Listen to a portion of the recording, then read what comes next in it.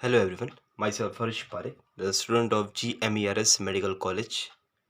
आज हम पढ़ेंगे इंग्वाइनल कैनल के बारे में, which is one of the most MP topic of the abdomen. अब इंग्वाइनल कैनल को स्टार्ट करने से पहले हम एक डायग्राम देखते हैं, जिससे आपको एक क्रिस्टल क्लियर आइडिया आ जाएगा इंग्वाइनल कैनल क्या है, उसके रिलेशंस क्या है। Okay, so let us see the diagram first. ये जो आपको डायग्राम दिख रहा है, this is the diagram showing the anterior and the posterior walls of the inguinal canal. Okay, तो ये जो आपको स्पेस, ये जो आपको ऑब्लिक पैसेज दिख रहा है, ऑब्लिक मतलब ये स्ट्रेट नहीं है, थोड़ा सा वट ऑब्लिक है, इसलिए इस स्पेस को हम कहेंगे ऑब्लिक स्पेस। अब ये सारी मसल्स है, this is the transverse abdominis, internal oblique muscle, ये भी एक मसल है। तो ये मसल के बीच में स्पेस प्रेजेंट है which is the oblique in nature, so it is called as a oblique intermuscular space. ये वाला जो पार्ट है, it is an inguinal ligament. ये इंग्वाइनल लिगामेंट के ऊपर ये स्पेस प्रेजेंट है, और इस स्पेस की जो लेंथ है वो 4 सेंटीमीटर है और 1.5 इंच इन लेंथ है। ओके, अभी जो स्पेस है वो एक्सटेंड करती है from deep inguinal ring up to a triangular space which is a superficial inguinal ring. Okay, और उसी इंग्वाइनल कैनाल में से एक स्ट्रक्चर पास होता है which is the spermatic cord.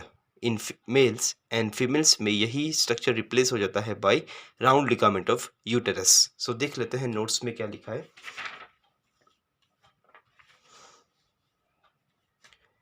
Inguinal canal, it is an oblique intermuscular passage in the lower part of the anterior abdominal wall, which is situated just above the inguinal ligament.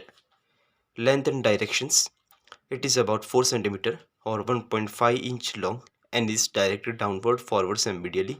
Inguinal canal extends from deep inguinal ring and to a superficial inguinal ring.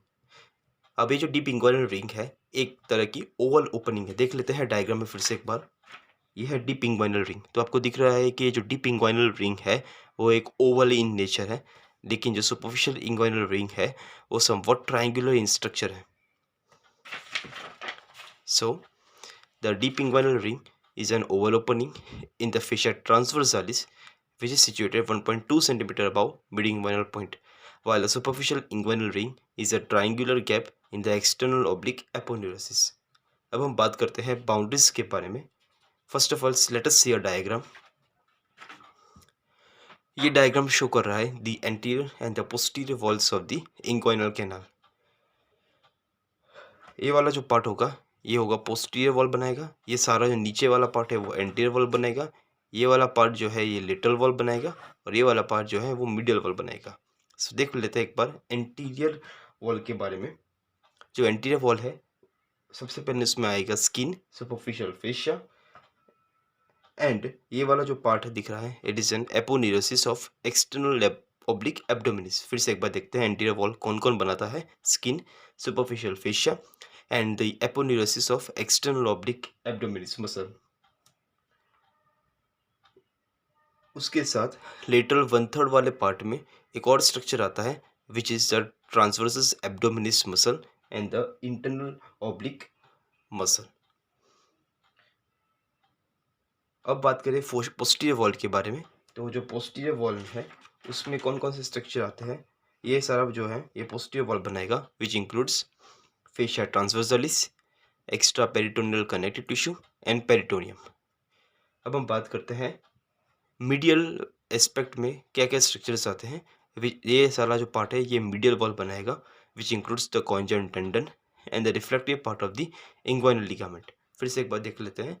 Anterior wall जो है वो form होती है by skin, superficial fascia and the aponeurosis of external oblique abdominis muscle.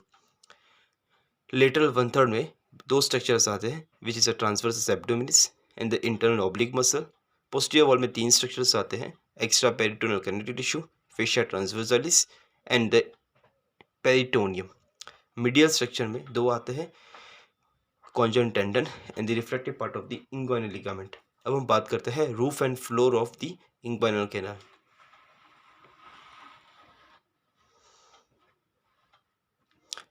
ये वाला जो diagram है it shows the roof and the floor of the inguinal canal. ये वाला जो पार्ट है ये बनाएगा रूफ, और ये वाला जो पार्ट है बनाएगा floor of the inguinal canal. So roof is form by two structures, the internal oblique muscle and the transversus abdominis. जो फ्लोर है it is form by the inguinal ligament along with the fascia attached to of the lower limb। सो देख लेते हैं notes में क्या लिखा है हमारी।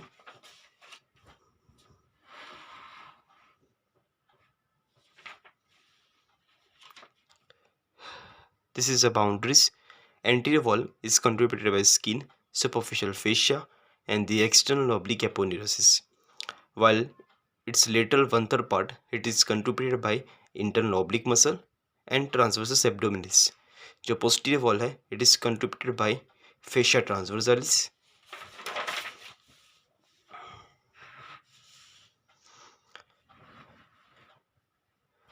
extra peritoneal connective tissue and the parietal peritoneum। जो मीडियल टू थर्ड में स्ट्रक्चर्स बनाते हैं they are the conjoint tendon and the reflective part of the inguinal ligament. Roof जो है वो फॉर्म होता है by the arch fibres of internal oblique and the transverse abdominis muscle. जो floor है it is contributed by the inguinal ligament along with the lacunar ligament. अब हम बात करें मेल्स में इंग्वाइनल कैनाल बड़ी है कि फीमेल्स में इंग्वाइनल कैनाल बड़ी है। So let us discuss the sex difference. Inguinal canal is larger in males as compare to female. तो कौन कौन से स्ट्रक्चर्स जो है पास करते हैं इंग्वाइनल कैनाल में से हमने देख लिया था डायग्राम में। एक स्ट्रक्चर है मेल्स के अंदर which is a spermatic cord in males, और फीमेल्स में यही स्पर्मेटिक कॉर्ड रिप्लेस हो जाता है by round ligament of uterus. ये जो स्ट्रक्चर है whether it is a spermatic cord और the round ligament of uterus, वो इंग्वाइनल कैनाल में एंटर करता है through deep inguinal ring which is an oval opening, और लीव करेगी इंग्वाइनल कैनाल को by passing through superficial inguinal ring. अब दूसरे स्ट्रक्चर्स जो पास करेंगे from the inguinal canal they are a nerve which is a ilio inguinal nerve. It will enter into the inguinal canal through a space that is present between two muscles, external oblique abdominis and the internal oblique abdominis muscle, and it will leave the inguinal canal by passing through superficial inguinal ring outside the spermatic cord।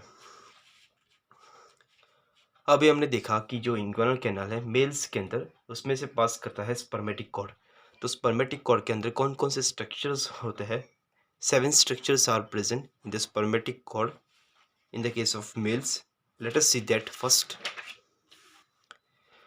They are the constituents of the spermatic cord. 7 structures होते हैं जो spermatic cord के अंदर include होते हैं। They are ductus deferens, testicular and the cremasteric arteries along with the artery of ductus deferens। Then pampiniform plexus of vein, मतलब जो testis है उस टेस्टिस का जो ब्लड है वो लेके जाने का जो काम है it is by the pampiniform plexus of vein.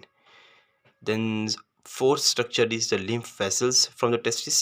Then the genital branch of genitofemoral nerve। ये जो genitofemoral nerve है उसके दो parts होते हैं, a genital branch and a femoral branch।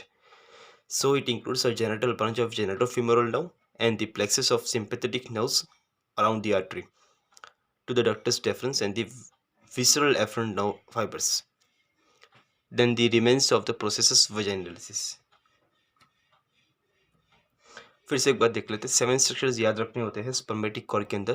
Ductus deferens, testicular and the cremasteric arteries and the artery of ductus deferens, pampiniform plexus of vein, lymph vessels from testis, genital branch of the genitofemoral nerve and the plexus of sympathetic nerve around the artery to the ductus deferens and the visceral afferent nerve fibers and a remnant of the processus vaginalis।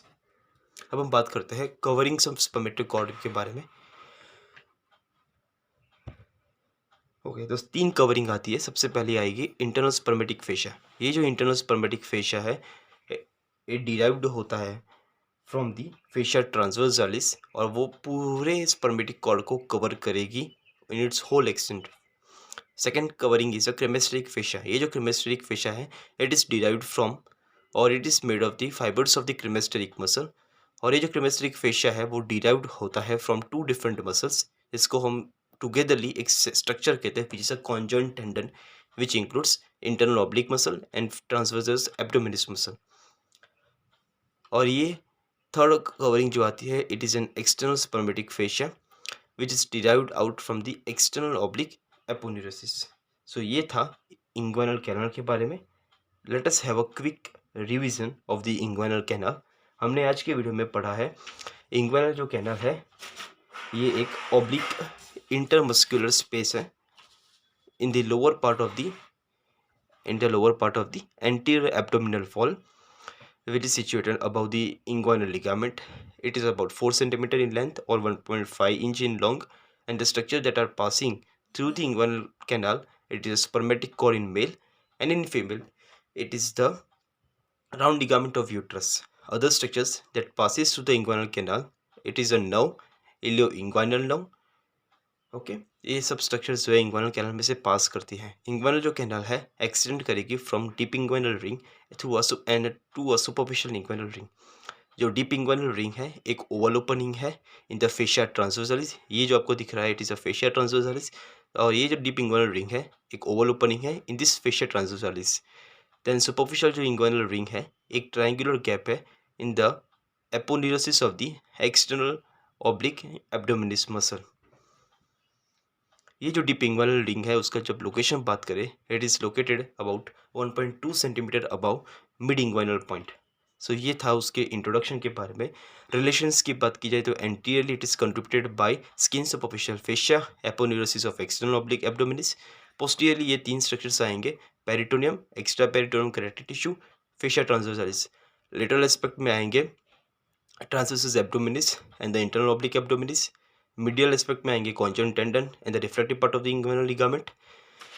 बात करें roof and floor की, roof is contributed by this about 2 structures, internal oblique muscle and the transversus abdominis muscle, and floor is contributed by inguinal ligament attach with the fascia of lower limb. So ये था पूरा inguinal canal के बारे में।